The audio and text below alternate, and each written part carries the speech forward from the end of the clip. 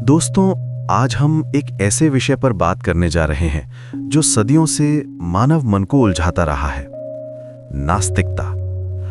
ये शब्द सुनते ही कई लोगों के मन में तरह तरह के विचार आते हैं। कुछ लोग सोचते हैं कि नास्तिक वे होते हैं जो ईश्वर से नफरत करते हैं या जो धर्म के खिलाफ हैं। लेकिन क्या ये सच है? आइए इस गहरे दर्शन की यात्रा पर चलते हैं और समझते हैं कि वास्तव में नास्तिकता क्या है। जब हम इस विषय पर विचार करते हैं तो ये समझना जरूरी है कि ये कोई मॉडर्न फिनोमेनन नहीं है।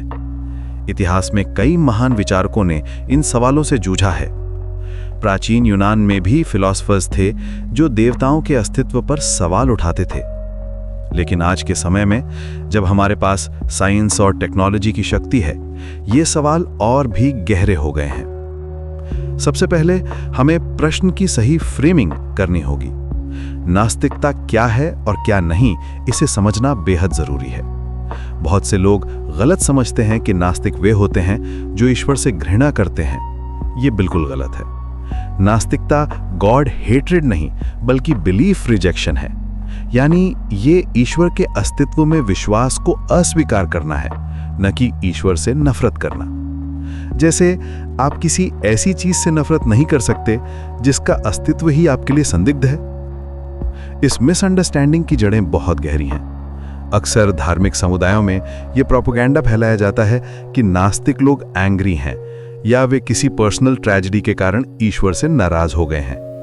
लेकिन रियलिटी यह है कि अधिकतर नास्तिक लोग बिल्कुल शांत और थॉटफुल होते हैं। वे कोई इमोशनल रिएक्शन में नहीं, बल्कि केयरफुल कंसिडरेशन के बाद इस पोजीशन पर पहुंचे हैं। नास्तिकता दरअसल एक बौद्धिक स्थिति है। ये उस व्यक्ति की मानसिक अवस्था है जो कहता है कि ईश्वर के अस्तित्व के लिए पर्याप्त प्रमाण नहीं है। ये एक सकारात्मक दावा नहीं है कि ईश्वर नहीं है, बल्कि ये कहना है कि ईश्वर के अस्तित्व का दावा सिद्ध नहीं हुआ है। इस अंतर को समझना बहुत महत्वपूर्ण है। यहाँ हमें बर्डन ऑफ प्रूफ का कॉन्सेप्ट समझना चाहिए। जब कोई व्यक्ति कहता है कि ईश्वर का अस्तित्व है, तो उसे इसका प्रूफ देना होगा। नास्तिक से ये एक्सपेक्ट नहीं किया जा सकता कि वो प्रूफ करे कि ईश्वर नहीं है। ये वैसा ही है जैसे कि कोई कहे कि इनविजिबल पिंक यूनिकॉर्न का अस्तित्व है और फिर आपसे कहे कि आप प्रूव करिए कि वो नहीं है। ये लॉजिकल फैलेसी है। अब आते हैं दूसरे मुख्य कारण पर, एपिस्टेमोलॉजिकल ऑनेस्टी। ये गहरा दार्शनिक सिद्धांत है। इसका मतलब है प्रमाण की मांग करना और सच्चाई के साथ खड़े रहना। जब कोई व्यक्ति एपिस्टेमोलॉजिकली ऑनेस्ट होता है तो वो किसी भी दावे को तब तक स्वीकार नहीं करता जब तक उसके पास पर्याप्त सबूत ना हो। ये अप्रोच हमारे डेली लाइफ में भी बहुत यूजफुल है। जब कोई आपको कोई इन्वेस्टमेंट स्कीम बताता है तो आप पूछते हैं कि इसका प्रूफ क्या है। जब कोई डॉक्टर आपको कोई मेडिसिन प्रिस्क्राइब करता है तो आप चाहते हैं कि उसके पास साइंटिफिक एविडेंस हो। तो फिर जब बात यूनिवर्स के सबसे फंडामेंटल क्वेश्चंस की आती है तो हम एविडेंस क्यों नहीं मांग सकते? यहां सबसे महत्वपूर्ण बात यह है कि मैं नहीं जानता को स्वीकार करने का साहस। हमारे समाज में अक्सर यह दबाव होता है कि हर सवाल का जवाब होना चाहिए, लेकिन एक इंटेलेक्चुअली ऑनेस्ट व्यक्ति यह स्वीकार करने से नहीं डरता कि कुछ चीजों के बारे में वो नहीं जानता। ये कमजोरी नहीं, बल्कि बौद्धिक साहस है। इस साहस की जरूरत इसलिए है क्योंकि अनसर्टेनिटी अनकंफर्टेबल होती है। हमारा ब्रेन पैटर्न रिकॉग्निशन के लिए डिजाइंड है। हम चाहते हैं कि हर चीज का कोई एक्सप्लेनेशन हो, कोई मीनिंग हो।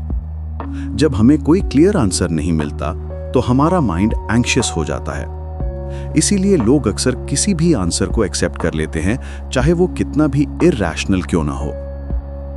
जब हम ब्रह्मांड की उत्पत्ति के बारे में पूछते हैं तो एक ऑनेस्ट व्यक्ति कह सकता है, मुझे नहीं पता। वो ये नहीं कहेगा कि ईश्वर ने बनाया होगा सिर्फ इसलिए क्योंकि उसे कोई और जवाब नहीं मिल रहा। ये इंटेलेक्चुअल इंटेग्रिटी का मामला है। लेकिन यहां यह भी समझना जरूरी है कि मैं नहीं जानता का मतलब ये नहीं है कि हम कोशिश करना बंद कर दें। साइंस की पूरी हिस्ट्री यही दिखाती है कि जो चीजें कल मिस्ट्री थीं, आज हमारी समझ में आ गई हैं। लेकिन ये प्रोसेस ऑनेस्ट इंक्वायरी से होती है, ना कि प्रीमैच्योर कंक्लूजन्स से। तीसरा बड़ा कारण है इनकोहेरेंट गॉड कॉन्सेप्ट्स की समस्या। जब हम ईश्वर की अवधारणा को गहराई से देखते हैं तो हमें कई परस्पर विरोधी गुण दिखाई देते हैं। उदाहरण के लिए, ईश्वर को सर्वशक्तिमान और सर्वज्ञ दोनों कहा जाता है। लेकिन अगर ईश्वर सब कुछ जानता है तो क्या वो अपना मन बदल सकता है? अगर वो अपना मन बदल सकता है तो वो सर्वज्ञ कैसे है? और अगर वो अपना मन नहीं बदल सकता तो वो सर्वशक्तिमान कैसे है? ये सिर्फ एक फिलॉसफिकल गेम नहीं है, ये एक जेन्युइन लॉजिकल प्रॉब्लम है। जब हम कहते हैं कि ईश्वर ऑमनिशेंट है तो इसका मतलब है कि वो फ्यूचर भी जानता है। लेकिन अगर फ्यूचर ऑलरेडी डिटरमिन्ड है तो फ्री विल कहाँ रह गई? और अगर फ्री विल है तो फ्यूचर कैसे प्रीडिटरमिन्ड हो सकती है? यहां ओमनीपोटेंस पैराडॉक्स भी आता है। क्या ईश्वर ऐसा पत्थर बना सकता है जिसे वह खुद न उठा सके? अगर हां, तो वह सर्वशक्तिमान नहीं, क्योंकि वह उस पत्थर को नहीं उठा सकता।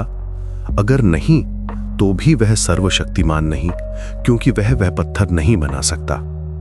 ये एक लॉजिकल कॉन्ट्रडिक्शन है।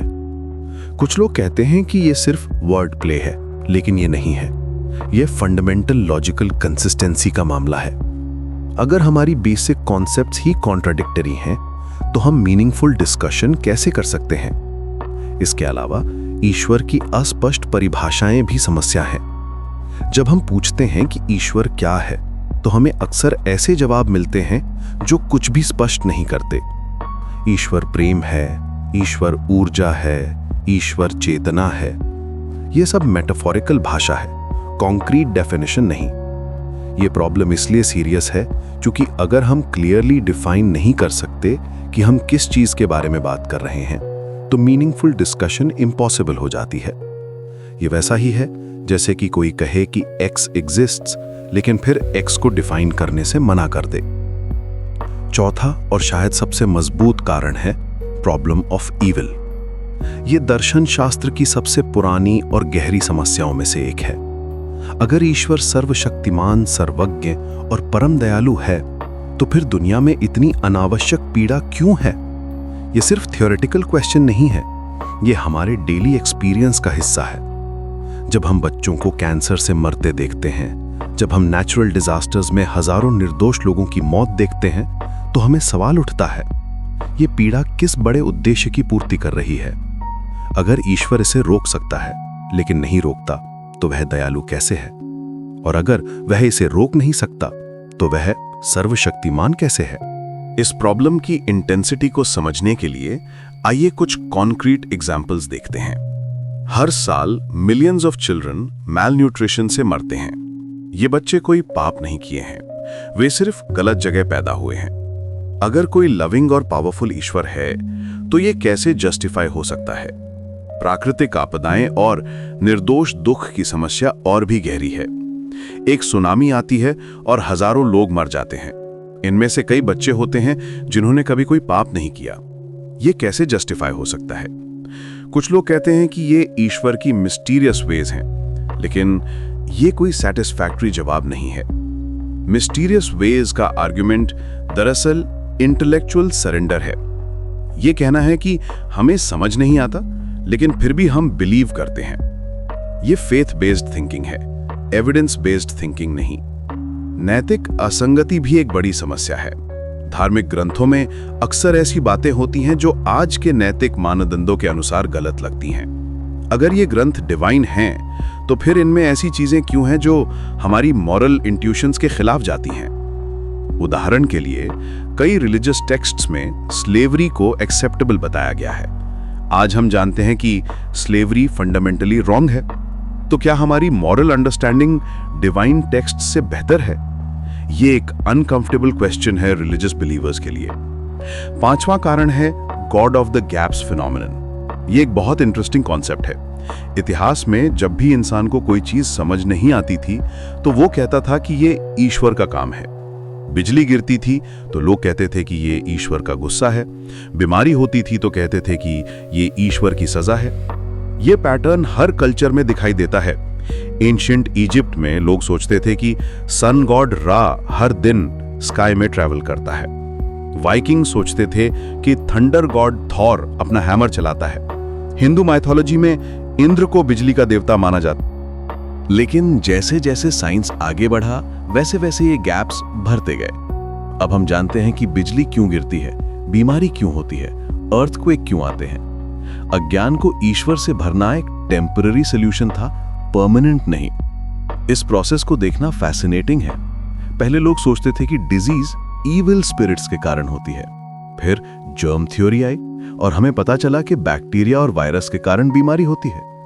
पहले लोग सोचते थे कि मेंटल इलनेस डीमन पोजेशन है। अब हम जानते हैं कि ये ब्रेन केमिस्ट्री की प्रॉब्लम है।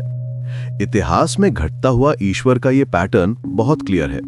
पहले ईश्वर हर चीज में था, हवा में, पानी में, आग में। फिर ईश्वर सिर्फ उन चीजों में रह गया जिन्हें साइंस एक्सप्लेन नहीं कर सकता था। आज ईश्वर सिर्फ बिग बैंग से पहले या कॉन्शियसनेस की मिस्ट्री में छुप गया है, लेकिन यह भी टेम्पररी है। न्यूरोसाइंस कॉन्शियसनेस को समझने में तेजी से प्रोग्रेस कर रहा है। कॉस्मोलॉजी बिग बैंग के पहले के सिनेरियोज एक्सप्लोर कर रहा है। जैसे जैसे हमारी नॉलेज बढ़ती है वैसे वैसे ईश्वर के लिए जगह कम होती जाती है। ये God of the gaps argument logically problematic है, क्योंकि ये इग्नोरेंस को एविडेंस की तरह यूज करता है। ये कहता है कि जो हम नहीं जानते वो ईश्वर का प्रूफ है, लेकिन इग्नोरेंस कभी भी नॉलेज का सब्स्टिट्यूट नहीं हो सकता। छठा और अंतिम कारण है साइंटिफिक वर्ल्ड व्यू की सफिशिएंसी। आज हमारे पास एक ऐसा वर्ल्ड व्यू है जो नेचुरल कॉजेस के आधार पर ब्रह्मांड को एक्सप्लेन कर सकता है। एवोल्यूशन थ्योरी जीवन की डाइवर्सिटी को एक्सप्लेन करती है। फिजिक्स और केमिस्ट्री मैटर और एनर्जी के बिहेवियर को एक्सप्लेन करते हैं। न्यूरोसाइंस कॉन्शियसनेस और बिहेवियर को समझने की कोशिश कर रहा है। ये वर्ल्ड व्यू सिर्फ थियोरेटिकल नहीं है, ये प्रैक्टिकल रिजल्ट्स देता है। मेडिकल साइंस ने हमारी लाइफ एक्सपेक्टेंसी ड्रामेटिकली बढ़ाई है। टेक्नोलॉजी ने हमारी लाइफ को कंफर्टेबल बनाया है। स्पेस एक्सप्लोरेशन ने हमें यूनिवर्स के बारे में अमेजिंग चीजें सिखाई हैं। प्राकृतिक कारण पर्याप्त लगते हैं यूनिवर्स को समझाने के लिए। हमें सुपरनैचुरल एक्सप्लेनेशंस की जरूरत नहीं दिखती। ऑकम्स रेजर का सिद्धांत कहता है कि सबसे सिंपल एक्सप्लेनेशन जो सभी फैक्ट्स को एक्सप्लेन कर दे वही सबसे अच्छा है। नेचुरल एक्सप्लेनेशंस सुपरनैचुरल एक्सप्लेनेशन से ज्यादा सिंपल और टेस्टेबल हैं। यहाँ ये समझना जरूरी है कि साइंटिफिक मेथड क्यों इतना पावरफुल है। ये सेल्फ करेक्टिंग है। अगर कोई थ्योरी गलत है तो एविडेंस इसे शो कर देता है और थ्योरी को मॉडिफाई किया जाता है। रिलीजियस एक्सप्लेनेशंस में ये फ्लेक्सिबिलिटी नहीं है। साइंस ने हमें दिखाया है कि कॉम्प्लेक्सिटी सिंप्लिसिटी से इमर्ज हो सकती है।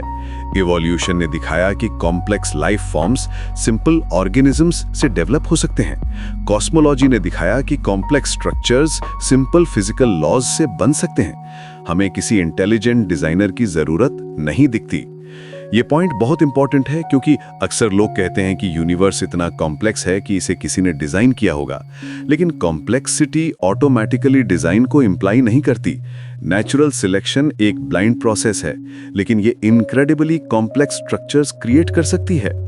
सुपरनैचुरल की आवश्यकता नहीं है, क्योंकि नेचुरल प्रोसेसेस ही सब कुछ एक्सप्लेन कर देती हैं। जब हमारे पास वर्किंग मॉडल्स हैं जो प्रेडिक्शंस कर सकते हैं और टेस्ट हो सकते हैं, तो हमें अनटेस्टेबल सुपरनैचुरल एक्सप्लेनेशंस की क्या जरूरत। ये अप्रोच प्रैग्मेटिक भी है।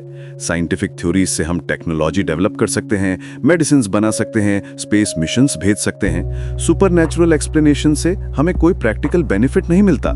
ये सब कारण मिलकर एक कॉम्प्रिहेंसिव केस बनाते हैं एथिइज्म के लिए। ये कोई इमोशनल डिसीजन नहीं है, बल्कि रैशनल एनालिसिस का रिजल्ट है। नास्तिक वो व्यक्ति है जो एविडेंस बेस्ड थिंकिंग को प्रेफर करता है, इंटेलेक्चुअल ऑनेस्टी को वैल्यू करता है और सुपरनैचुरल क्लेम्स के लिए एक्स्ट्रा ऑर्डिनरी एविडेंस की डिमांड करता है। यहाँ ये भी समझना जरूरी है कि एथिइज्म कोई डॉगमा नहीं है। ये एक पोजीशन है जो एविडेंस के आधार पर चेंज हो सकती है। अगर कल कोई कन्विंसिंग एविडेंस मिल जाए ईश्वर के अस्तित्व का, तो एक रैशनल एथियस्ट अपनी पोजीशन चेंज कर देगा। यही इंटेलेक्चुअल ऑनेस्टी है। दोस्तों, ये जर्नी हमें दिखाती है कि नास्तिकता कोई नेगेटिव वर्ल्ड व्यू नहीं है। ये एक पॉजिटिव अप्रोच है ट्रूथ की तलाश में। ये करेज है अनसर्टेनिटी को एक्सेप्ट करने का। ये कमिटमेंट है रैशनैलिटी और एविडेंस के साथ। और सबसे महत्वपूर्ण बात, ये फ्रीडम है डॉगमा और सुपरस्टिशन से। जब हम इन सभी कारणों को देखते हैं तो हमें समझ आता है कि एथिइज्म एक रीजनेबल पोजीशन है। ये ना तो एरोगेंस है और ना ही रिबेलियन। ये सिंपली एक इंटेलेक्चुअल कंक्लूजन है जो एविडेंस और रीजन के आधार पे पहुंचा गया है। और यही शायद सबसे ब्यूटीफुल बात है कि हम अपने माइंड का यूज करके अपनी रैशनैलिटी के साथ ट्रूथ के करीब पहुंचने की कोशिश कर रहे हैं। ये जर्नी कभी खत्म नहीं होती। साइंस हमेशा नई चीजें डिस्कवर करता रहता है, हमारी अंडरस्टैंडिंग हमेशा इवॉल्व करती रहती है। और यही तो सबसे एक्साइटिंग बात है कि हम एक लिविंग, ब्रीदिंग, ग्रोइंग अंडरस्टैंडिंग के साथ जी रहे हैं, ना कि किसी फिक्स्ड डॉगमा के साथ। दोस्तों, आज हम एक ऐसे विषय पर बात करने जा रहे हैं जो शायद आपको थोड़ा असहज कर दे, लेकिन सच्चाई ये है कि जीवन के सबसे गहरे सवाल अक्सर असहज होते हैं। आज हम समझने की कोशिश करेंगे कि क्यों कुछ लोग नास्तिकता की राह चुनते हैं। ये कोई धर्म के खिलाफ बात नहीं है, बल्कि एक फिलोसॉफिकल जर्नी है जो हमें इंसानी मन की गहराइयों में ले जाएगी। जब हम एथिज्म के बारे में सोचते हैं तो अक्सर हमारे मन में एक सिंपल पिक्चर आता है, कोई व्यक्ति जो बस ईश्वर को नहीं मानता। लेकिन रियलिटी इससे कहीं ज्यादा कॉम्प्लेक्स और न्यूआंस्ड है। नास्तिकता को समझने के लिए हमें पहले ये जानना होगा कि ये सिर्फ ईश्वर को ना मानना नहीं है। ये एक कॉम्प्रिहेंसिव वर्ल्ड व्यू है जो कई साइकोलॉजिकल, मॉरल और साइंटिफिक कारणों से बनती है। ये एक थॉटफुल फिलोसॉफिकल पोजीशन है जो डीप इंट्रोस्पेक्शन और क्रिटिकल थिंकिंग का रिजल्ट होती है। आइए इस जर्नी की शुरुआत करते हैं और देखते हैं कि कैसे डिफरेंट फैक्टर्स मिलकर एक पर्सन को एथिज्म की तरफ ले जाते हैं। हर कारण अपने आप में एक डीप फिलोसॉफिकल क्वेश्चन है जो ह्यूमैनिटी के फंडामेंटल नेचर को टच करता है। सबसे पहली बात है साइकोलॉजिकल ऑटोनॉमी की। बहुत से लोग अथॉरिटी से मुक्ति चाहते हैं। वे अपने जीवन के डिसीजंस खुद लेना चाहते हैं, किसी डिवाइन कमांड के बिना। ये एक तरह का एग्जिस्टेंशियल अडल्टहुड है जहां व्यक्ति अपनी जिम्मेदारियों को स्वीकार करता है।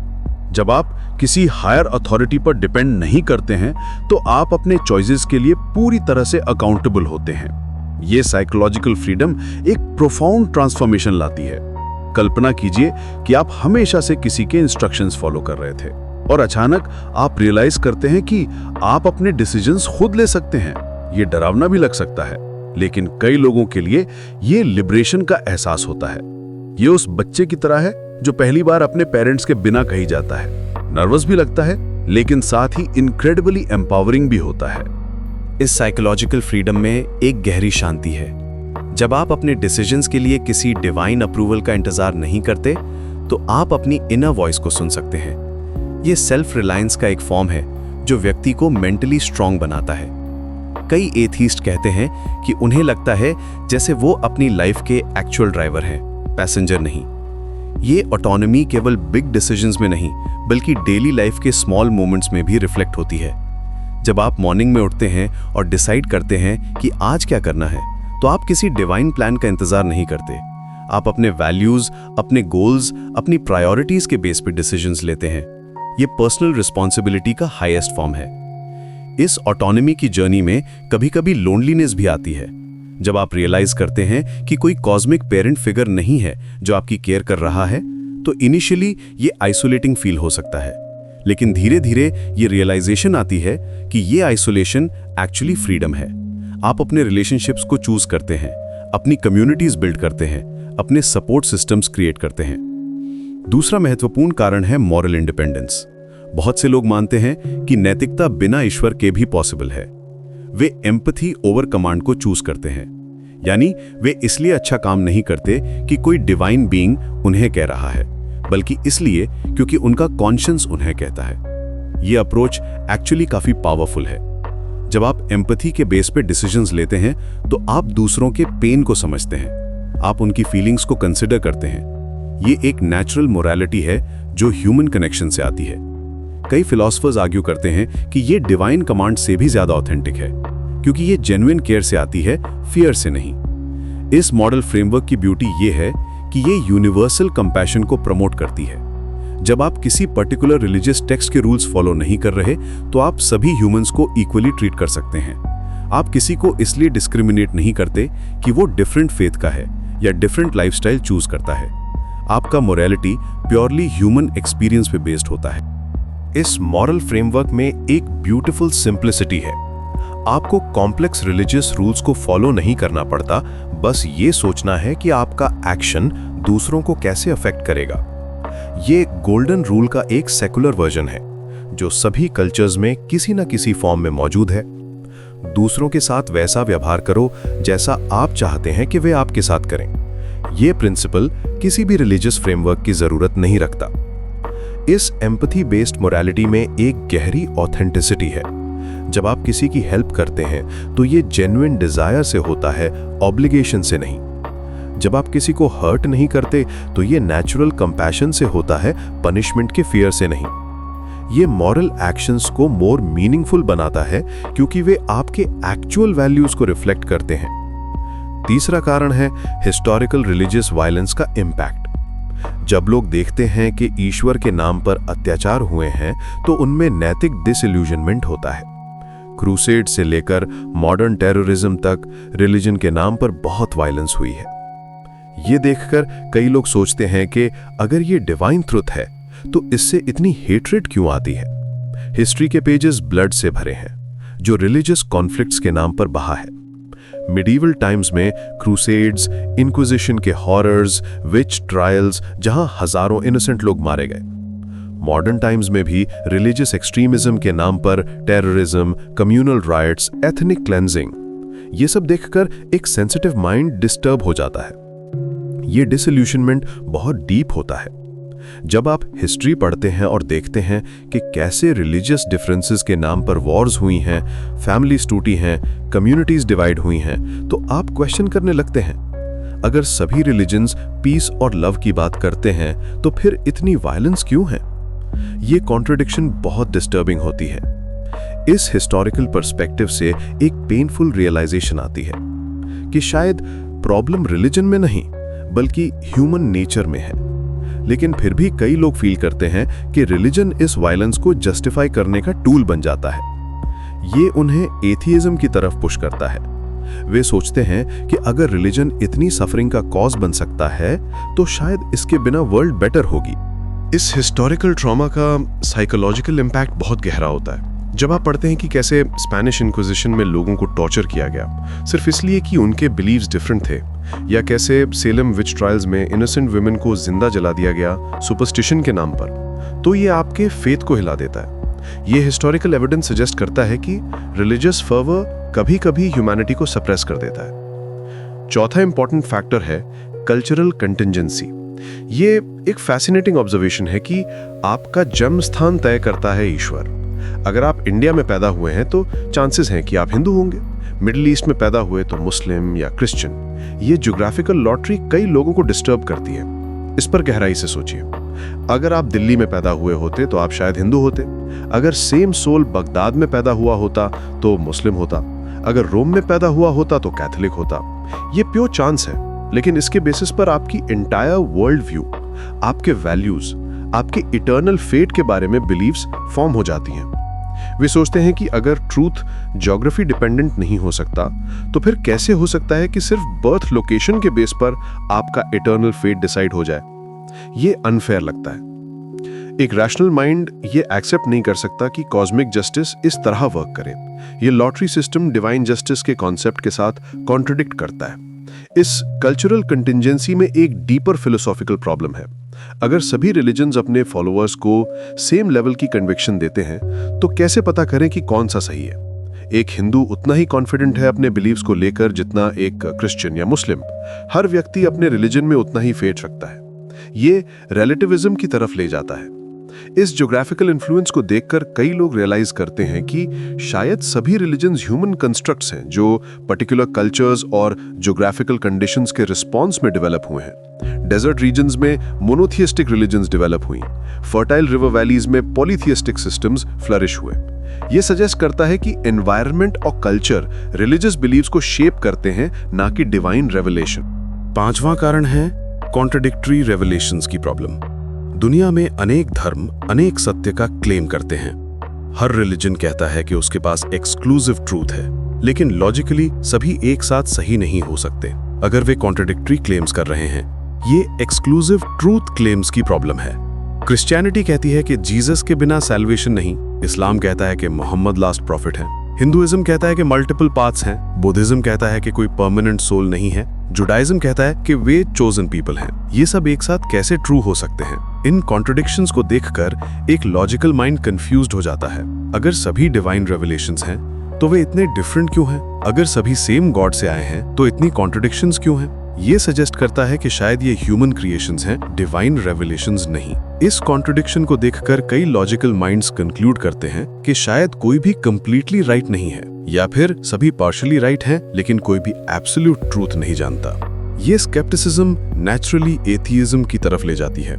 ये एक इंटेलेक्चुअल ऑनेस्टी है जो एक्सेप्ट करती है कि हम सब लिमिटेड नॉलेज रखते हैं। इन मल्टीपल ट्रूथ क्लेम्स को एनालाइज करते समय एक इंटरेस्टिंग पैटर्न इमर्ज होता है। हर रिलीजन अपने टाइम और प्लेस के सोशल, पॉलिटिकल और कल्चरल नीड्स को एड्रेस करता दिखता है। ये ऑब्जर्वेशन सजेस्ट करता है कि रिलीजन्स ह्यूमन सोसाइटीज के नीड्स के रिस्पॉन्स में इवॉल्व होते हैं, ना कि इटर्नल ट्रूथ्स के रेवलेशन के रूप में। अब आते हैं न्यूरोसाइंस के फाइंडिंग्स पर। मॉडर्न रिसर्च बताती है कि हमारा ब्रेन नेचुरली पैटर्न सीकिंग है। हम कनेक्शंस देखते हैं जहां कोई नहीं है। हमारा agency detection system hyper active है, यानी हम अज्यूम करते हैं कि इवेंट्स के पीछे कोई कॉन्शियस एजेंट है, इवन जब वो नेचुरल फिनोमेना हो। ये कॉग्निटिव बायस एक्सप्लेन करती है कि क्यों humans naturally religious thoughts develop करते हैं। जब लाइटनिंग गिरती है हम सोचते हैं कि कोई एंग्री गॉड है, जब गुड थिंग्स हैपन करती हैं हम ग्रेटफुल फील करते हैं किसी हायर पावर के लिए। ये एवोल्यूशनरी अडेप्टेशन है जो सर्वाइवल के लिए यूजफुल थी।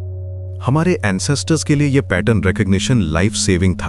अगर बुशेस में कोई साउंड आती थी तो बेटर था कि अज्यूम करें कि कोई प्रेडेटर है रादर देन इग्नोर करना।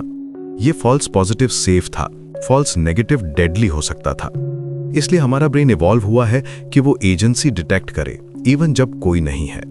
लेकिन जब आप इन कॉग्निटिव बायसेस को अंडरस्टैंड करते हैं तो आप रियलाइज करते हैं कि शायद आपके रिलीजियस एक्सपीरियंसेस भी इन्हीं ब्रेन पैटर्न्स का रिजल्ट है। यह रियलाइजेशन कई साइंटिस्ट्स और रैशनल थिंकर्स को एथियज्म की तरफ ले जाती है। वे सोचते हैं कि शायद गॉड की फीलिंग भी ब्रेन केमिस्ट्री का खेल है। इस न्यूरोलॉजिकल अंडरस्टैंडिंग में एक लिबरेटिंग क्वालिटी है। जब आप जानते हैं कि आपका ब्रेन कैसे वर्क करता है तो आप अपने थॉट्स को बेटर एनालाइज कर सकते हैं। आप पूछ सकते हैं कि क्या ये जेन्युइन स्पिरिचुअल एक्सपीरियंस है या फिर ब्रेन केमिस्ट्री का खेल। ये सेल्फ अवेयरनेस आपको अपने बिलीव्स को क्रिटिकली एग्जामिन करने में हेल्प करती है। मॉडर्न न्यूरोसाइंस ने यह भी दिखाया है कि मेडिटेशन, प्रेयर और स्पिरिचुअल एक्सपीरियंसेस के दौरान ब्रेन के स्पेसिफिक एरियाज एक्टिवेट होते हैं। ये सजेस्ट करता है कि स्पिरिचुअल फीलिंग्स न्यूरोलॉजिकल प्रोसेसेस का रिजल्ट हैं। जब आप ये जानते हैं तो आप इन एक्सपीरियंसेस को डिफरेंटली इंटरप्रेट कर सकते हैं। ये सभी फैक्टर्स मिलकर एक कॉम्प्रिहेंसिव वर्ल्ड व्यू बनाते हैं। एथियज्म सिर्फ ईश्वर को रिजेक्ट करना नहीं है, ये एक थॉटफुल पोजीशन है जो psychological freedom, moral autonomy, historical awareness, cultural understanding, logical consistency और साइंटिफिक नॉलेज पर बेस्ड है। कई एथियस्ट्स कहते हैं कि उन्हें अपनी लाइफ में ज्यादा मीनिंग मिलता है जब वो ये एक्सेप्ट करते हैं कि ये प्रॉबेबली एकमात्र लाइफ है जो उन्हें मिली है। ये अर्जेंसी क्रिएट करती है कि हर मोमेंट को वैल्यूएबल बनाया जाए, हर रिलेशनशिप को चेरिश किया जाए, हर एक्सपीरियंस को फुली लिव किया जाए। इस पर्सपेक्टिव में एक ब्यूटीफुल रिस्पॉन्सिबिलिटी है। जब आप मानते हैं कि कोई डिवाइन प्लान नहीं है तो आप अपना प्लान बनाते हैं। जब आप मानते हैं कि कोई आफ्टर लाइफ नहीं है तो आप इस लाइफ को परफेक्ट बनाने की कोशिश करते हैं। जब आप मानते हैं कि कोई कॉस्मिक जस्टिस नहीं है तो आप खुद जस्टिस क्रिएट करने की कोशिश करते हैं। ये अप्रोच कई लोगों को एम्पावरिंग लगती है। वे फील करते हैं कि वे अपनी डेस्टिनी के मास्टर्स हैं। वे अपने वैल्यूज चूज करते हैं, अपने गोल्स सेट करते हैं, अपने रिलेशनशिप्स बिल्ड करते हैं। ये सेल्फ डिटर्मिनेशन का हाईएस्ट फॉर्म है। ये एक मैच्योर एक्सेप्टेंस है कि लाइफ में कोई गारंटी नहीं है, लेकिन इसी में इसकी ब्यूटी है। साथ ही ये साइंटिफिक क्यूरियोसिटी को भी बढ़ावा देती है। जब आप सुपर नेचुरल एक्सप्लेनेशंस को रिजेक्ट करते हैं तो आप नेचुरल वर्ल्ड को बेटर अंडरस्टैंड करने की कोशिश करते हैं। आप साइंस, फिलॉसफी, साइकोलॉजी में इंटरेस्ट लेते हैं। आप एविडेंस बेस्ड थिंकिंग डेवलप करते हैं। ये इंटेलेक्चुअल ऑनेस्टी आपको कॉन्स्टेंटली लर्निंग और ग्रोइंग रखती है। लेकिन ये जर्नी इजी नहीं है। एथियज्म के साथ एग्जिस्टेंशियल चैलेंजेस भी आती हैं। जब आप एक्सेप्ट करते हैं कि शायद कोई अल्टीमेट पर्पस नहीं है तो आपको अपना पर्पस क्रिएट करना पड़ता है। जब आप एक्सेप्ट करते हैं कि डेथ फाइनल है, तो आपको मॉर्टैलिटी के साथ पीस बनानी पड़ती है। कई एथियिस्ट्स इन चैलेंजेस को ग्रोथ अपॉर्चुनिटीज के रूप में देखते हैं। वे कहते हैं कि जब आप कंफर्टेबल इल्यूजन्स को छोड़ देते हैं, तो आप रियलिटी के साथ ऑथेंटिक रिलेशनशिप बना सकते हैं। आप अपनी लिमिटेशंस एक्सेप्ट करते हैं, लेकिन साथ ही अपनी पॉसिबिलिटीज को भी एक्सप्लोर करते हैं। ये फिलॉसफिकल जर्नी हर व्यक्ति के लिए अलग होती है। कुछ लोग रिलीजियस फेथ में पीस पाते हैं, कुछ एथियज्म में, कुछ अग्नोस्टिसिज्म चूज करते हैं। कोई भी अप्रोच इनहेरेंटली सुपीरियर नहीं है। ये पर्सनल चॉइस है जो इंडिविजुअल एक्सपीरियंसेस, रीजनिंग और वैल्यूज पर डिपेंड करती है। आज हमने देखा कि एथियज्म एक कॉम्प्लेक्स फिलॉसफिकल पोजीशन है जो मल्टीपल फैक्टर से इन्फ्लुएंस्ड होती है। साइकोलॉजिकल ऑटोनॉमी से लेकर न्यूरोसाइंस तक, हिस्टोरिकल अवेयरनेस से लेकर मॉरल रीजनिंग तक, ये सभी एलिमेंट्स मिलकर एक वर्ल्ड व्यू बनाते हैं। ये एक थॉटफुल जर्नी है जो करेज और इंटेलेक्चुअल ऑनेस्टी डिमांड करती है। चाहे आप रिलीजियस हों या एथियस्ट, ये इंपॉर्टेंट है कि आप दूसरों के पर्सपेक्टिव्स को रिस्पेक्ट करें। हर व्यक्ति अपने जर्नी पर है, अपने क्वेश्चंस के साथ, अपनी सर्च के साथ। ये diversity of thought he humanity की स्ट्रेंथ है। ये डिफरेंट पर्सपेक्टिव्स मिलकर हमारी कलेक्टिव अंडरस्टैंडिंग को रिच बनाते हैं। दोस्तों, आज की ये फिलोसॉफिकल एक्सप्लोरेशन यहीं समाप्त होती है। उम्मीद है कि इससे आपको डिफरेंट पर्सपेक्टिव्स को समझने में मदद मिली होगी। रिमेंबर, सवाल पूछना और डिफरेंट व्यू पॉइंट्स को एक्सप्लोर करना इंटेलेक्चुअल ग्रोथ का हिस्सा है। कीप क्वेश्चनिंग, कीप लर्निंग और सबसे important, keep respecting each others journey. यही तो ह्यूमन एक्सपीरियंस की ब्यूटी है कि हम सब अपने यूनिक वेज में ट्रूथ को सर्च कर रहे हैं। दोस्तों, कल्पना करिए एक ऐसी दुनिया की जहां आकाश में कोई देवता नहीं बैठे हैं, जहां हमारी नियति किसी और के हाथों में नहीं है। ये कोई डरावनी कहानी नहीं है, बल्कि ये गहरी फिलोसॉफिकल यात्रा है उन लोगों की सोच को समझने की जो ईश्वर में विश्वास नहीं करते। आज हम इस शांत और विचारशील यात्रा पर निकलेंगे, जहां हम एथिज्म के उन गहरे कारणों को समझेंगे जो इंसान के दिल में जन्म लेते हैं। ये एक ऐसी एक्सप्लोरेशन है जो हमें अपने अस्तित्व के सबसे फंडामेंटल क्वेश्चंस के सामने ले जाती है। जब हम इस विषय पर विचार करते हैं तो हमें एक बात समझनी होगी कि एथिज्म कोई मॉडर्न इन्वेंशन नहीं है। ये उतना ही पुराना है जितना कि धर्म खुद। हजारों सालों से इंसान ये सवाल पूछता आया है कि क्या वास्तव में कोई डिवाइन पावर है या नहीं। लेकिन आज के समय में जब साइंस और टेक्नोलॉजी ने हमारे जीवन को इतना बदल दिया है, ये क्वेश्चंस और भी रेलेवेंट हो गए हैं। सबसे पहले आइए बात करते हैं फ्री विल और रिस्पॉन्सिबिलिटी की। कई लोग एथिज्म की तरफ इसलिए मुड़ते हैं क्योंकि वो अपनी जिंदगी की पूरी जिम्मेदारी खुद लेना चाहते हैं। जब हम कहते हैं कि सब कुछ ईश्वर की मर्जी है, तो कहीं ना कहीं हम अपनी चॉइसेस की जिम्मेदारी से बच रहे होते हैं। लेकिन एथिस्ट व्यक्ति कहता है, नहीं, मैं अपने फैसलों का मालिक हूं। अगर मैं कुछ गलत करता हूं तो वो मेरी गलती है, किसी डिवाइन प्लान का हिस्सा नहीं। इस कॉन्सेप्ट को और गहराई से समझते हैं। जब आप मॉर्निंग में उठते हैं और डिसाइड करते हैं कि आज आप क्या करेंगे, तो एक रिलीजियस पर्सन ये सोच सकता है कि ये सब पहले से प्लान्ड है। लेकिन एक एथिस्ट व्यक्ति महसूस करता है कि ये डिसीजन पूरी तरह से उसका अपना है। वो जानता है कि अगर वो आज किसी की हेल्प करता है तो ये उसकी कंपैशन है, ना कि किसी डिवाइन कमांड का पालन। और अगर वो कोई मिस्टेक करता है तो वो इसकी पूरी जिम्मेदारी लेता है। ये एक तरह की बहादुरी है दोस्तों। जब आप ये मान लेते हैं कि आपकी हर चॉइस, आपका हर एक्शन आपकी पूरी जिम्मेदारी है, तो ये एक भारी बोझ भी है और एक अद्भुत आजादी भी। कोई कॉस्मिक पपेट मास्टर नहीं है जो आपकी स्ट्रिंग्स खींच रहा है। आप अपनी कहानी के राइटर हैं, डायरेक्टर हैं और मेन कैरेक्टर भी। इस फ्रीडम का मतलब ये भी है कि जब आप कोई अचीवमेंट हासिल करते हैं तो वो पूरी तरह से आपकी है। जब एक स्टूडेंट हार्डवर्क करके एग्जाम पास करता है तो एथियस्ट पर्सपेक्टिव में ये सक्सेस पूरी तरह से उस स्टूडेंट की डेडिकेशन और एफर्ट का रिजल्ट है। कोई डिवाइन ब्लेसिंग नहीं, कोई प्री डिटर्मिन्ड डेस्टिनी नहीं, सिर्फ प्योर ह्यूमन एफर्ट और डिटर्मिनेशन। इस सोच में एक गहरी शांति है। जब आप समझ जाते हैं कि आपकी जिंदगी में जो भी अच्छा या बुरा होता है वो आपके अपने डिसीजंस का रिजल्ट है, तो आप एक अलग तरह की इनर पीस महसूस करते हैं। ये डरावना लग सकता है पहले, लेकिन धीरे धीरे ये एम्पावरिंग बन जाता है। आप रियलाइज करते हैं कि आपके पास अपनी जिंदगी को शेप करने की पूरी पावर है। ये रिस्पॉन्सिबिलिटी की भावना एक तरह का मेडिटेशन भी बन जाती है। हर मॉर्निंग जब आप उठते हैं, आप जानते हैं कि आज का दिन आपके हाथों में है। आप कैसा फील करेंगे, आप कैसे बिहेव करेंगे, आप किससे कैसी बात करेंगे, ये सब आपकी चॉइस है। ये अवेयरनेस आपको प्रेजेंट मोमेंट में रहने पर मजबूर करती है। अब बात करते हैं ऑथेंटिसिटी की। कई एथियस्ट लोग कहते हैं कि वो कंफर्टेबल लाइज की बजाय अनकंफर्टेबल ट्रूथ को चूज करते हैं। धर्म अक्सर हमें कंफर्ट देता है। ये कहता है कि मरने के बाद भी जिंदगी है, कि कोई है जो हमारी देखभाल कर रहा है, कि सब कुछ का एक पर्पस है। लेकिन एथियस्ट व्यक्ति कहता है कि मैं इस कंफर्ट को छोड़ने को तैयार हूं अगर ये सच नहीं है। ये एक बहुत ही प्रोफाउंड चॉइस है। इमेजिन करिए कि आपको पता चल जाए कि आपकी फेवरेट चाइल्डहुड मेमोरी एक्चुअली एक ड्रीम थी, रियल नहीं। आप क्या करेंगे? क्या आप उस खुशी को छोड़ देंगे जो वो मेमोरी आपको देती है, या फिर आप ट्रूथ को एक्सेप्ट करेंगे, चाहे वो कितना भी पेनफुल क्यों ना हो? एथियस्ट लोग हमेशा दूसरा ऑप्शन चूज करते हैं। ये एक तरह की इंटेलेक्चुअल ऑनेस्टी है। जैसे बच्चा बड़ा होकर सेंटा क्लॉज में विश्वास छोड़ देता है, वैसे ही कुछ लोग रिलीजियस बिलीफ्स को छोड़ देते हैं। वे कहते हैं, मैं रियलिटी को वैसे ही एक्सेप्ट करूंगा जैसी वो है, चाहे वो कितनी भी हार्श क्यों ना हो। यह प्रोसेस अक्सर पेनफुल होती है।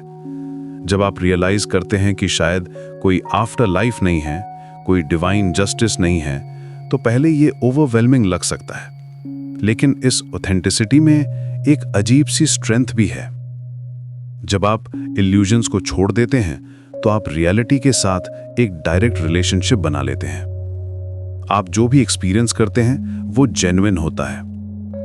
आपके इमोशंस, आपके रिलेशनशिप्स, आपकी अचीवमेंट्स, सब कुछ रियल होता है, किसी फॉल्स होप या फियर से इन्फ्लुएंस्ड नहीं।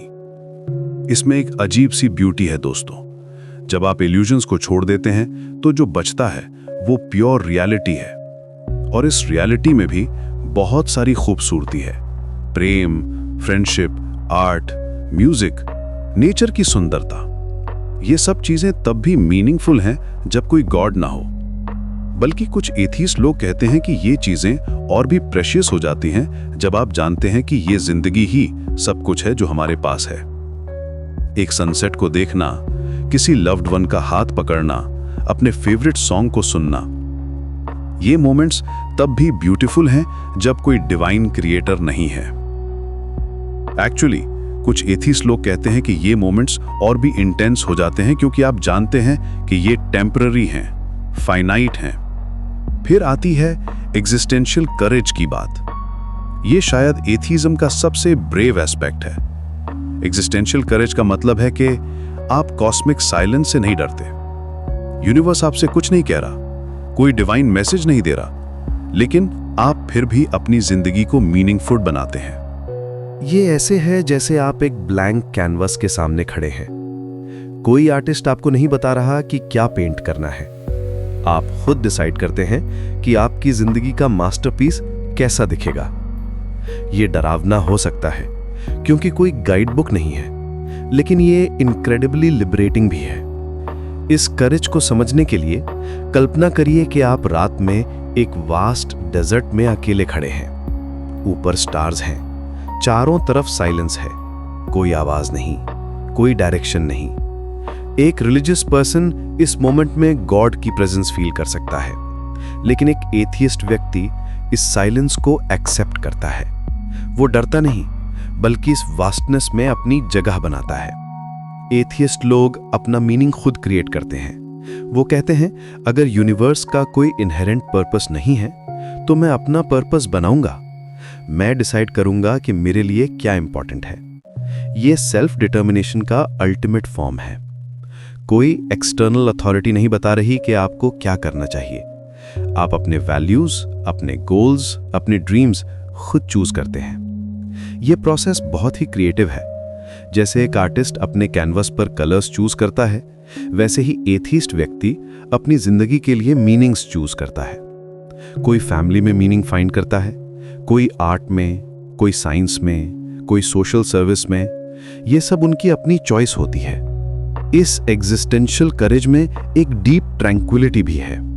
जब आप एक्सेप्ट कर लेते हैं कि यूनिवर्स आपको कोई रेडीमेड आंसर्स नहीं दे रहा है, तो आप एक डिफरेंट काइंड ऑफ पीस महसूस करते हैं। ये पीस स्ट्रगल से आती है, सरेंडर से नहीं। अब एक बहुत इंपॉर्टेंट पॉइंट है, एथिलिज्म और सर्टेनिटी के बारे में। बहुत से लोग सोचते हैं कि एथिस्ट लोग पूरे कॉन्फिडेंस के साथ कहते हैं कि गॉड नहीं है, लेकिन सच्चाई यह है कि अधिकतर एथिस्ट लोग सिंपली बिलीफ को सस्पेंड कर देते हैं। वो कहते हैं, मुझे पर्याप्त एविडेंस नहीं मिला है गॉड के एग्जिस्टेंस का, इसलिए मैं बिलीव नहीं करता। ये पोजीशन बहुत ही नुआंस्ड है। ये डॉगमैटिक एथिज्म नहीं है जो क्लेम करे कि गॉड डेफिनेटली नहीं है, बल्कि ये एक मेथोडिकल अप्रोच है जो कहती है कि जब तक कन्विंसिंग एविडेंस नहीं मिलता, मैं जजमेंट सस्पेंड रखूंगा। ये एक बहुत ही हम्बल पोजीशन है दोस्तों। ये डॉगमैटिक नहीं है। ये कहता है, मैं नहीं जानता, और जब तक मुझे कन्विंसिंग एविडेंस नहीं मिलता, मैं बिलीफ को होल्ड नहीं करूंगा। ये साइंटिफिक अप्रोच है। एविडेंस के बिना कोई क्लेम एक्सेप्ट नहीं करना। ये वही मेथड है जो हम डेली लाइफ में यूज करते हैं। अगर कोई आपसे कहे कि उसके पास एक इनविजिबल ड्रैगन है, तो आप एविडेंस मांगेंगे ना? इस अप्रोच में एक गहरी इंटेलेक्चुअल ह्यूमिलिटी है। एथिस्ट व्यक्ति ये नहीं कहता कि वो सब कुछ जानता है, वो सिर्फ ये कहता है कि वो उन चीजों में बिलीव नहीं करता जिनके लिए एडिक्वेट एविडेंस नहीं है। ये एक्चुअली बहुत ही ऑनेस्ट पोजीशन है। ये ह्यूमिलिटी डेली लाइफ में भी रिफ्लेक्ट होती है। एथिस्ट लोग जनरली ओपन माइंडेड होते हैं नई इंफॉर्मेशन के लिए। वे अपने ओपिनियंस को चेंज करने को तैयार रहते हैं अगर बेहतर एविडेंस मिल जाए। ये फ्लेक्सिबिलिटी उन्हें कंटिन्यूअस लर्निंग और ग्रोथ के लिए ओपन रखती है। अब आते हैं एथिज्म और नाहिलिज्म के डिफरेंस पर। ये बहुत इंपॉर्टेंट है समझना, क्योंकि बहुत से लोग इन दोनों को कंफ्यूज कर देते हैं। नाहिलिज्म कहता है कि कुछ भी मैटर नहीं करता, कोई मीनिंग नहीं है, कोई वैल्यूज नहीं है। लेकिन एथिस्ट ये नहीं कहता। एथिस्ट लोग गॉड के बिना भी मीनिंग फाइंड करते हैं, वैल्यूज क्रिएट करते हैं। इस डिफरेंस को समझने के लिए एक एग्जाम्पल लेते हैं। इमेजिन करिए दो लोग हैं, एक नाहिलिस्ट और एक एथिस्ट। दोनों को पता चलता है कि उनका नेबर अकेला है और उसे हेल्प की जरूरत है। नाहिलिस्ट व्यक्ति सोचेगा, क्या फर्क पड़ता है, कुछ भी मैटर नहीं करता। लेकिन एथिस्ट व्यक्ति सोचेगा, भले ही कोई गॉड न हो, लेकिन इस व्यक्ति की सफरिंग रियल है और मैं इसे कम कर सकता हूं। वे कहते हैं, हमें हेवन की प्रॉमिस की जरूरत नहीं है अच्छे काम करने के लिए। हम इसलिए अच्छे हैं क्योंकि ये राइट थिंग टू डू है। हमारी कंपैशन, हमारी काइंडनेस, हमारा लव, ये सब चीजें तब भी वैल्यूएबल हैं जब कोई डिवाइन रिवॉर्ड नहीं मिलने वाला। ये एक्चुअली बहुत ही प्योर फॉर्म ऑफ मोरालिटी है। जब आप सिर्फ इसलिए अच्छे काम करते हैं क्योंकि वे अच्छे हैं, ना कि किसी रिवॉर्ड के लिए या पनिशमेंट के डर से, तो ये ट्रू मॉरल बिहेवियर है। ये मॉरलिटी इंटरनल होती है, एक्सटर्नल प्रेशर से नहीं आती। एथियस्ट लोग ह्यूमन कनेक्शंस में मीनिंग फाइंड करते हैं। वे आर्ट में, म्यूजिक में, लिटरेचर में, नेचर की ब्यूटी में मीनिंग देखते हैं। वे अपने रिलेशनशिप्स को ट्रेजर करते हैं क्योंकि वे जानते हैं कि ये जिंदगी ही सब कुछ है जो हमारे पास है। जब एक एथियस्ट व्यक्ति अपने बच्चे को हग करता है, तो वे जानता है कि ये मोमेंट प्रेशियस है क्योंकि ये टेम्पररी है। जब वे अपने फ्रेंड्स के साथ हंसता है, तो वे इस जॉय को पूरी तरह से एक्सपीरियंस करता है क्योंकि वे जानता है कि ये मोमेंट्स ही सब कुछ है। ये पर्सपेक्टिव लाइफ को और भी इंटेंस बना देता है। हर एक्सपीरियंस, हर इमोशन, हर रिलेशनशिप और भी वैल्यूएबल हो जाते हैं क्योंकि आप जानते हैं कि ये फाइनाइट हैं। ये स्कैरसिटी वैल्यू है। जो चीजें लिमिटेड होती हैं, वे और भी प्रेशियस लगती हैं। अंत में एक बहुत ही पावरफुल रीजन है एथियज्म का, मॉरल प्रोटेस्ट। कई लोग इसलिए एथियस्ट बन जाते हैं क्योंकि वे दुनिया में होने वाले इनजस्टिस को देखकर ये नहीं मान सकते कि कोई all loving, all powerful God है। ये मॉरल प्रोटेस्ट बहुत ही डीप होता है। जब आप देखते हैं कि इनोसेंट चिल्ड्रन कैंसर से सफर कर रहे हैं, जब आप नेचुरल डिजास्टर्स देखते हैं जो थाउजेंड्स ऑफ लाइव्स ले जाती हैं, जब आप वॉर्स और जेनोसाइड देखते हैं, तो एक सेंसिटिव पर्सन ये क्वेश्चन पूछता है कि अगर गॉड है और वो सब कुछ कंट्रोल करता है, तो ये सब क्यों हो रहा है? वे कहते हैं कि अगर गॉड है और वो सब कुछ कंट्रोल करता है तो इनोसेंट चिल्ड्रन क्यों सफर करते हैं, नेचुरल डिजास्टर्स क्यों होती हैं, वॉर्स क्यों होती हैं। ये मॉरल प्रोटेस्ट है। वे ऐसे गॉड को रिजेक्ट करते हैं जो इतनी सफरिंग अलाउ करता है। इस प्रोटेस्ट में एक गहरी कंपैशन है। ये लोग सफरिंग को देखकर चुप नहीं रह सकते। वे कहते हैं कि अगर यही गॉड है तो मैं इसे एक्सेप्ट नहीं कर सकता। ये एक मॉरल स्टैंड है, एक एथिकल पोजीशन है। ये एक बहुत ही इमोशनल और एथिकल पोजीशन है। ये लोग कहते हैं मैं ऐसे गॉड में बिलीव नहीं कर सकता जो इतनी इनजस्टिस होने देता है। अगर यही गॉड है तो मैं इसे रिजेक्ट करता हूं। ये रिजेक्शन एक तरह का मॉरल करेज है। इसमें एक डीप सेंस ऑफ जस्टिस है, एक मॉरल आउटरेज है जो एक्चुअली बहुत ही नोबल है। ये लोग सफरिंग को देखकर चुप नहीं बैठ सकते। वे एक्शन लेना चाहते हैं, चेंज लाना चाहते हैं, बजाय ये कहने के कि ये सब गॉड की मर्जी है। ये मॉरल प्रोटेस्ट अक्सर एक्टिविज्म में कन्वर्ट हो जाता है। बहुत से एथीस्ट लोग सोशल कॉजेज में एक्टिवली इन्वॉल्व होते हैं क्योंकि वे जानते हैं कि अगर कोई डिवाइन इंटरवेंशन नहीं आने वाला तो ह्यूमंस को ही चेंज लाना होगा। वे चैरिटी वर्क करते हैं, एनवायरमेंटल कॉजेज सपोर्ट करते हैं, ह्यूमन राइट्स के लिए फाइट करते हैं। इस अप्रोच में एक प्रैक्टिकल ऑप्टिमिज्म है। वे कहते हैं भले ही कोई गॉड ना हो, लेकिन हम ह्यूमंस के पास पावर है दुनिया को बेहतर बनाने की। हमें किसी डिवाइन हेल्प का इंतजार नहीं करना है, हम खुद एक्शन ले सकते हैं। दोस्तों, एथीइज्म के ये सभी एस्पेक्ट्स हमें दिखाते हैं कि ये कोई सिंपल रिजेक्शन नहीं है।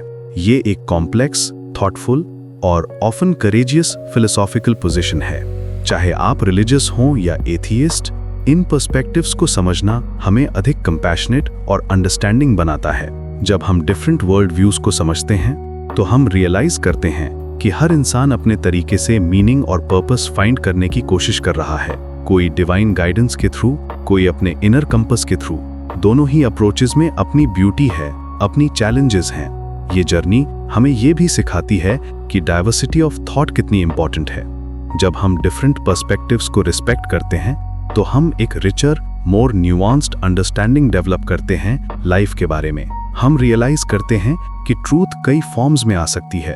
अंत में ये जर्नी हमें ये भी सिखाती है कि क्वेश्चंस पूछना, डाउट करना और अपने बिलीव्स को एग्जामिन करना, ये सब हेल्दी प्रोसेसेस हैं। चाहे आप किसी भी कंक्लूजन पर पहुंचें, ये इंटेलेक्चुअल जर्नी आपको एक डीपर, मोर थॉटफुल पर्सन बनाती है। ये आपको सिखाती है कि सर्टेनिटी से ज्यादा इंपॉर्टेंट है क्यूरियोसिटी, डॉगमा से ज्यादा वैल्यूएबल है ओपन माइंडेडनेस। तो आज की इस शांत यात्रा में हमने देखा कि एथिज्म सिर्फ एक नेगेटिव पोजीशन नहीं है, ये फ्री विल की सेलिब्रेशन है, ऑथेंटिसिटी की क्वेस्ट है, एग्जिस्टेंशियल करेज का डेमोन्स्ट्रेशन है, इंटेलेक्चुअल ह्यूमिलिटी का एग्जाम्पल है और मॉरल प्रोटेस्ट का फॉर्म है। ये एक रिच और कॉम्प्लेक्स वर्ल्ड व्यू है जो रिस्पेक्ट करने योग्य है, चाहे आप इससे अग्री करें या ना करें। इस एक्सप्लोरेशन के थ्रू हमने ये समझा है कि ह्यूमन एक्सपीरियंस कितनी डाइवर्स और ब्यूटीफुल है। हर व्यक्ति अपने तरीके से लाइफ के बिग क्वेश्चंस का आंसर फाइंड करने की कोशिश करता है और इसी डाइवर्सिटी में ह्यूमैनिटी की रियल स्ट्रेंथ है।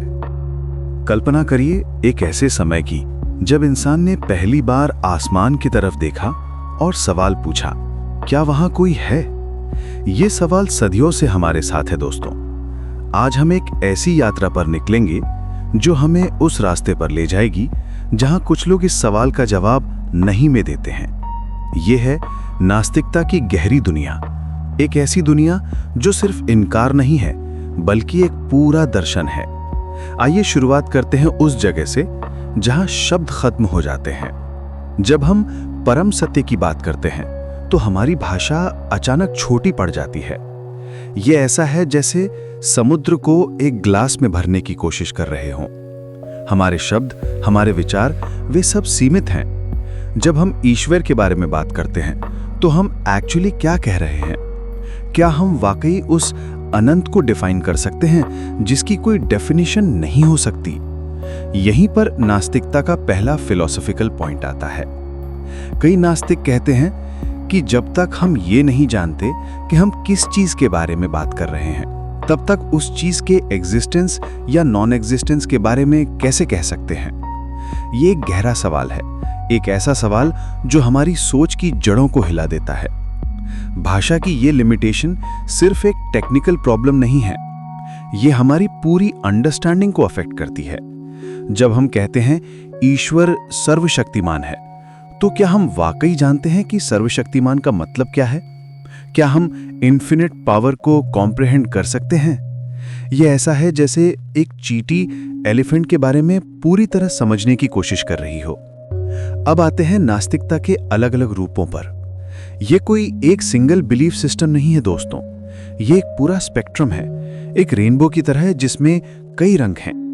पहले आती है सॉफ्ट एथियज्म, जिसे नेगेटिव एथियज्म भी कहते हैं। ये एक जेंटल अप्रोच है। सॉफ्ट एथियस्ट्स कहते हैं हमें ईश्वर के एग्जिस्टेंस का कोई एविडेंस नहीं मिला है, इसलिए हम बिलीव नहीं करते। ये एक एब्सेंस ऑफ बिलीफ है, एक्टिव डिसबिलीफ नहीं। ये ऐसा है जैसे कोई कहे मैंने यूनिकॉर्न्स नहीं देखे हैं, इसलिए मैं उन पर बिलीव नहीं करता। फिर आती है हार्ड एथियज्म, जो पॉजिटिव एथियज्म भी कहलाती है। ये एक स्ट्रॉन्ग पोजीशन है। हार्ड एथियस्ट्स एक्टिवली क्लेम करते हैं कि ईश्वर एग्जिस्ट नहीं करता। वे कहते हैं हमारे पास एविडेंस है कि ईश्वर नहीं है। ये एक डेफिनेटिव स्टेटमेंट है, एक क्लियर नहीं का जवाब। और फिर है एग्नोस्टिसिज्म। ये एक बीच का रास्ता है। एग्नोस्टिक्स कहते हैं हम नहीं जानते और शायद कभी नहीं जान सकेंगे कि ईश्वर है या नहीं। ये इंटेलेक्चुअल ह्यूमिलिटी का एक फॉर्म है। वे कहते हैं कि अल्टीमेट रियलिटी के बारे में सर्टेनिटी इम्पॉसिबल है। लेकिन ये सिर्फ कैटेगरीज नहीं है, ये लिविंग फिलॉसफीज हैं। हर पर्सन का अपना यूनिक जर्नी होता है इन बिलीव्स तक पहुंचने का। अब सवाल ये है कि लोग एथियज्म क्यों चूज करते हैं? ये डिसीजन कैसे बनती है? यहाँ कई फैक्टर्स काम करते हैं और हर फैक्टर एक स्टोरी कहता है। पहला फैक्टर है टेम्परमेंट, हमारी बेसिक पर्सनैलिटी। कुछ लोग नेचुरली स्केप्टिकल होते हैं, वे हर चीज को क्वेश्चन करते हैं, एविडेंस मांगते हैं। ये उनका नेचुरल वे है दुनिया को देखने का। दूसरी तरफ कुछ लोग नेचुरली ट्रस्टिंग होते हैं, वे फेथ पर बिलीव करने के लिए रेडी होते हैं। ये कोई अच्छा या बुरा नहीं है, ये सिर्फ डिफरेंट वेज हैं बीइंग ह्यूमन के। पर्सनल एक्सपीरियंस भी एक मेजर रोल प्ले करता है। कई लोग कहते हैं कि उन्होंने प्रेयर की लेकिन कोई रिस्पॉन्स नहीं मिला। कुछ लोगों ने सफरिंग देखी है और सोचा है कि अगर ईश्वर है तो ये सब क्यों हो रहा है। ये प्रॉब्लम ऑफ ईविल कहलाती है, एक क्लासिकल फिलोसॉफिकल चैलेंज। लेकिन ये सिर्फ नेगेटिव एक्सपीरियंसेस नहीं है। कुछ लोगों को साइंस में ब्यूटी मिलती है। जब वे इवोल्यूशन को समझते हैं, जब वे कॉस्मोस की वास्टनेस को देखते हैं, तो उन्हें लगता है कि नेचुरल प्रोसेसेस ही काफी हैं। उन्हें सुपरनैचुरल एक्सप्लेनेशन की जरूरत नहीं लगती। कॉग्निटिव स्टाइल भी मैटर करती है। कुछ लोग एनालिटिकल थिंकर्स होते हैं, वे step by step logic follow करते हैं। दूसरे इंट्यूटिव होते हैं, वे फीलिंग्स और हंचेस पर ट्रस्ट करते हैं। ये डिफरेंस भी इन्फ्लुएंस करता है कि कोई पर्सन थियज्म या एथियज्म की तरफ जाएगा। एजुकेशन और एक्सपोजर भी इंपॉर्टेंट फैक्टर्स हैं। जब लोग डिफरेंट कल्चर्स, डिफरेंट रिलीजन्स के बारे में सीखते हैं, तो कभी-कभी वे रियलाइज करते हैं कि सभी रिलीजन्स अलग-अलग क्लेम्स करते हैं। ये रिलेटिविज्म की फीलिंग क्रिएट करता है, एक सोच कि शायद कोई भी रिलीजन एब्सोल्युटली ट्रू नहीं है। सोशल एनवायरनमेंट भी रोल प्ले करती है। अगर आप एक कम्युनिटी में रहते हैं जहां क्वेश्चनिंग एनकरेज्ड है, तो आप डिफरेंट कंक्लूजन्स पर पहुंच सकते हैं। अगर आप एक ऑर्थोडॉक्स एनवायरनमेंट में हैं, तो फेथ मेंटेन करना ईजियर हो सकता है। लेकिन यहाँ एक इंटरेस्टिंग पॉइंट है, एथियज्म सिर्फ रिजेक्शन नहीं है, ये एक पॉजिटिव फिलॉसफी भी है। मेनी एथियस्ट्स कहते हैं कि उन्हें लाइफ में ज्यादा मीनिंग मिलती है जब वे रियलाइज करते हैं कि ये लाइफ प्रेशियस है क्योंकि ये लिमिटेड है। अगर कोई आफ्टर लाइफ नहीं है तो ये लाइफ और भी वैल्यूएबल हो जाती है। Atheism often comes with a sense of personal responsibility. अगर कोई डिवाइन प्लान नहीं है तो हमें अपने एक्शंस के लिए फुल्ली रिस्पॉन्सिबल होना पड़ता है। ये स्कैरी भी हो सकता है और एम्पावरिंग भी। ये फ्रीडम है, लेकिन फ्रीडम विद रिस्पॉन्सिबिलिटी। कई एथियस्ट्स कहते हैं कि उन्हें मोरालिटी में भी क्लैरिटी मिलती है। वे कहते हैं कि अच्छे काम इसलिए करने चाहिए क्योंकि वे राइट हैं, किसी रिवॉर्ड या पनिशमेंट के डर से नहीं। ये एक प्योर फॉर्म ऑफ एथिक्स है। Ethics for its own sec. Science भी एक मेजर इन्फ्लुएंस है। जब लोग देखते हैं कि नेचुरल सिलेक्शन इवोल्यूशन को एक्सप्लेन कर सकता है, कि बिग बैंग थ्योरी यूनिवर्स की ओरिजिन को एक्सप्लेन कर सकती है, तो उन्हें लगता है कि गॉड हाइपोथेसिस अननेसेसरी है। ये ओकैम्स रेजर का एप्लीकेशन है, सिंपलेस्ट एक्सप्लेनेशन को प्रेफर करना। लेकिन यहां एक सटल पॉइंट है। एथियज्म सिर्फ साइंस के बारे में नहीं है, ये इंटेलेक्चुअल ऑनेस्टी के बारे में है।